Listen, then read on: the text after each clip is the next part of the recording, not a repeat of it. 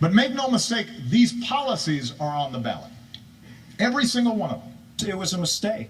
But, you know, fundamentally, the issue that he should be driving and the Democratic Party should be driving is forward-looking, because the problem is, how are middle-class people going to make a living in this country, and what policies can we implement that can help? We ought to have that debate. If Barack Obama is on the ballot and his policies are on the ballot, it's going to be a pretty bad year for Democrats.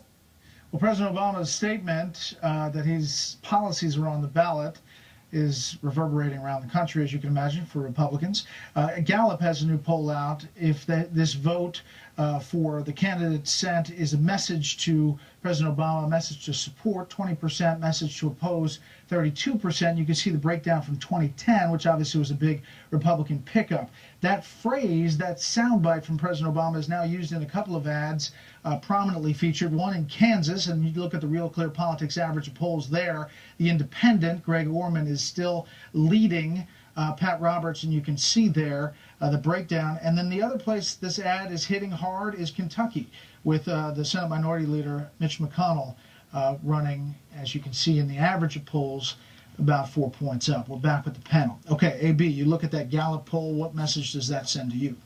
Well, it's not going to be like 2010, because all those seats were won by Republicans. There's not that many that they can win again. If you look at the Senate, which is where they want to pick up a majority again, all year, and particularly through the summer, those Senate Democrats who represent states where Mitt Romney easily won in 2012 against President Obama, those candidates held leads through the summer, which was pretty significant. All of the durability of those leads is disappearing, and the Republican candidates, the challengers, are now taking a good solid lead. That's a very bad sign, because what it says when President Obama in those very red states is now 12 points less popular than he was when he was reelected, is that Democrats are not going to get in the cart of the vote.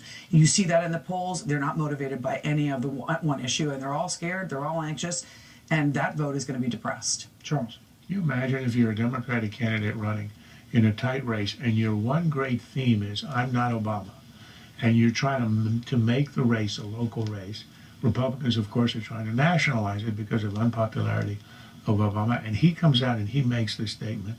Allison Grimes in Kentucky has been saying over and over again, I'm not Obama, and now, of course, he says this election is about my policies. So they are now, it's the worst thing that could have happened to them when they are trying all to hang on. And when you see the numbers you showed, in 2010, which was, as Obama said, a shellacking for Democrats, there was it was an 8-point advantage for sending a message against Obama over sending a message in support. And now it's a 12-point advantage. This is a very bad environment. It's bad enough that Obama's presence would hurt these candidates. He never shows up in any of these states because no candidate wants him there. But now he's imposed himself with that statement in his speech. And I can only attribute it to a matter of pride on his part. It makes no political sense.